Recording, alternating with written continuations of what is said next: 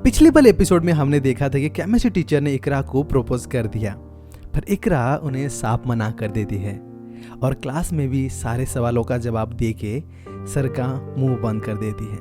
Hey guys, welcome to story 21 episode 4। मैं हूं स्वप्नेश, आपका स्टोरी टेलर। ये कहानी इकरा की है और बहुत थ्रिलिंग है। अच्छा लगे तो लाइक जरूर करना।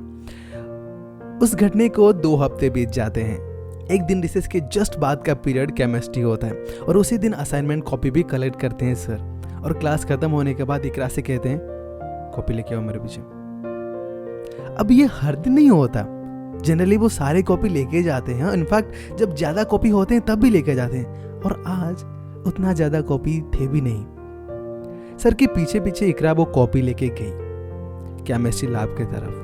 केमिस्ट्री लैब पूरा खाली था और एंट्रेंस से कुछ ही दूर आगे एक टेबल पड़ा हुआ था। उस टेबल के ऊपर एक बंसन बर्नर रखा हुआ था। सर उस टेबल के पास गए और पास वाले चेयर में जाके बैठ गए। उस बर्नर को हाथ में उठाया और उसे अपने लाइटर से लाइट किए। इकरा वहां पहुंची पर अंदर गई नहीं सर के पास। वही दरवाजे के पास खड़ी रही और सर के कुछ कहने का इंतजार कर रही थी। कुछ ही देर इंतजार की वो, पर सर कुछ कहे नहीं। वो सिर्फ उसी बंसन बर्नर की जो आग थी उसी को देख रहे थे। सर मैं इसे कहाँ पे रखूं? इकरा बोली। उस पे रख दो, अपना उंगली एक स्टूल की तरफ पॉइंट करते हुए बोले, पर नजर अभी भी उसी बर्नर के ऊपर ही था। वैसे आज शाम को कर क्या रहे हो तुम? सर पूछे। सॉरी?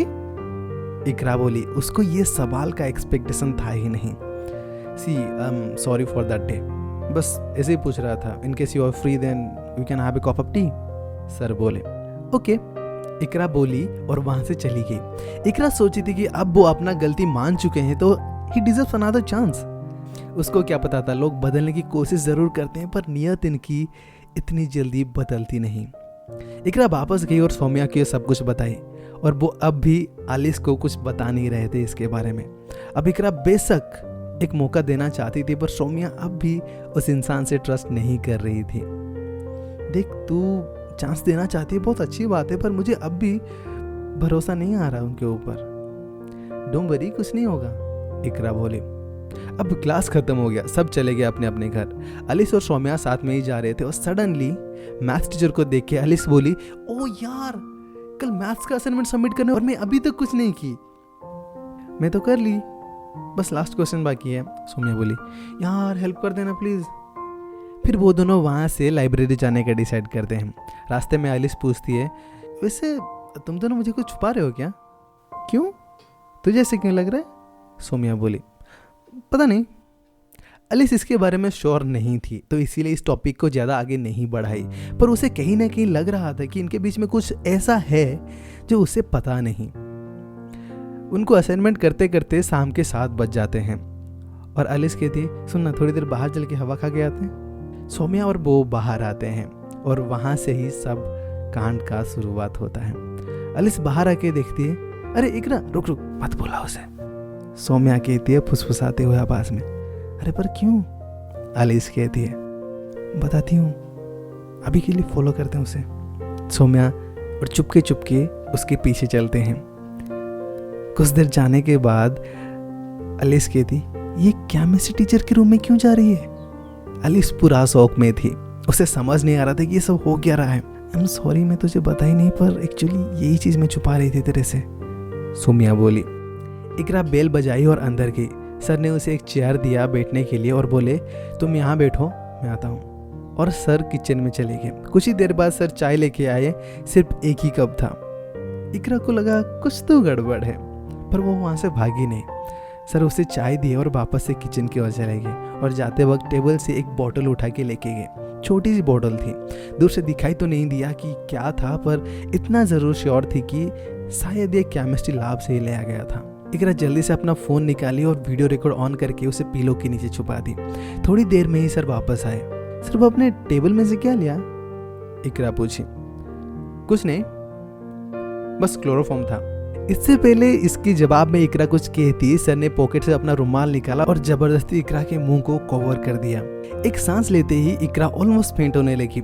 इकरा के अनकॉन्शियस होते ही सर उसके ऊपर जबरदस्ती करने की कोशिश करने लगे। तभी खिड़की टूटने का आवाज आया और वो आलिस थी।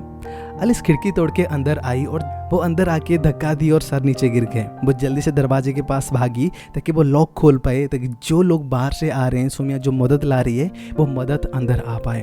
पर इससे पहले कि वो लॉक खोलती, सर उसके पीछे भागे, उसे पकड़ लिया और घुमा के उसे अंदर फेंक दिया।